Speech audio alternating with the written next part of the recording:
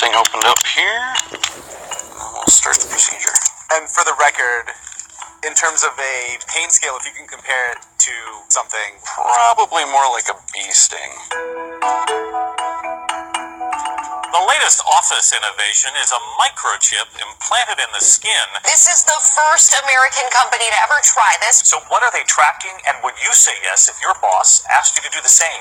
So if my employer wanted to microchip me as if I was their puppy, I would have a huge problem with it, and I would probably quit. You could argue that the government is tracking you everywhere you go, but they are already with your phones. Yeah, it just seems a bit permanent. If you already have an Apple Watch you're wearing around, at least you can take that off at some point. Not something I would do. I think it's a great idea, and I think it would make it all a lot easier. I just think that you have to back it up with maybe some doctors saying it's good for your health, and then I think I would do it. 3 Square Market is a company working on one of the biotech advances at the forefront, implantable RFID or radio frequency ID microchips. The tech has been around for decades, used to track pets, packages, and livestock, but now the Wisconsin-based company is trying to make the implants mainstream. Even with all the risks and unknowns associated with this technology, I was really curious what it'd be like to have an implant. So I traveled to Wisconsin to get chipped, thinking, what's the worst that could happen? The chip is coming out at the end of the day. And the RFID chip is already inside there. Yes. And it's a little bit larger than a grain of rice. Correct. Jasmine rice, I think. Basmati. Basmati. That's Indy Whitehead, better known as Gonzo. He's a local body piercer with 17 years of experience who was brought in to implant the microchips. I was slightly nervous about having the microchip inserted inside my body, given the size of the needle, and also nervous about what it could potentially mean for me, but here we go. Just take a nice big deep breath in, and exhale, release. There we go. It's in there. It's in there. Pretty quick and easy. I feel like a cyborg. Here you go, you're a proud member now. Indeed, part of the club. Just like that, I was part of a small group of people on Earth pushing the boundaries of what it means to be human. And within minutes, I was meeting with their tech team to get my chip programmed. I guess what you're saying, to sort of put it in layman's terms, if I wouldn't need to take this out until we live in that futuristic world where everything's wireless, cash is gone, autonomous vehicles take us everywhere, and I'm just beeping my way through my day. Really, probably you'd never have to take it out, and this is what we think is going to propel us into that next stage in life, the cashless society like they're doing overseas already. This would facilitate that because you wouldn't need to carry any cards or cash. Everything would literally be stored on the chip. There is no GPS tracker in the chip, which was really good to know. And the applications for it were actually pretty sweet. I could now open doors, fire off texts, forget all of my passwords, and even make credit card payments. I started to wonder, is it worth getting this thing removed? And what I'll do is I'll set yours up so that I can make a phone call off of it right now. Success. Stuck in this internal debate about whether to keep the chip, I thought I'd talk to some employees to get their take.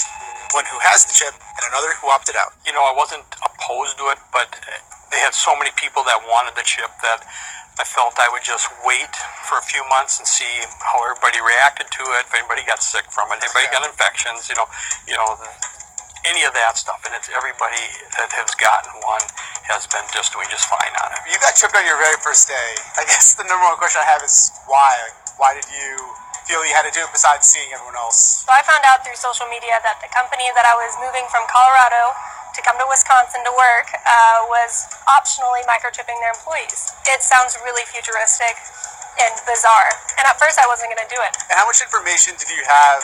Did you know that you could open doors? Sure, but how much information do you have about the chip in general? All the questions that the news were asking, all the questions the employees were asking, all the right questions, the nitty-gritty questions were there. So I knew what it was made of, I knew what it could do, what it could do in the future. I was well educated before getting a microchip in my hand. They offered to take it out at the end of the day, and I was like, absolutely don't want this thing in my body longer than it needs to be. And I'm kind of having second thoughts. I think it might be fun to play around with it some more. I don't know, I'm having some thoughts, some inner conflicts about whether to keep it in or take it out. Upon application, there's a risk of infection, but beyond that, are there any downsides to having an RFID chip implanted anywhere in your body? This is an approved device. There's been nothing that has come out since 2004 that has done anything to change the FDA's stance on it. Well, For one thing, I'm not sure it's been conclusive whether or not these are safe for the human body. I know the FDA approved them years and years ago, but I think long term is sort of when we find these things out. That's Michelle Demoy. She researches how new technology could impact personal privacy. Along with health complications, I was also concerned about the security of the chip itself. Just how safe was my personal information on the chip? And was it safer there in my hand than in my wallet or phone? What ends up happening in a lot of situations with technology, and you can even point to any of the major tech companies that you interact with on a daily basis, they start off wanting data for one reason and end up using it for many other reasons.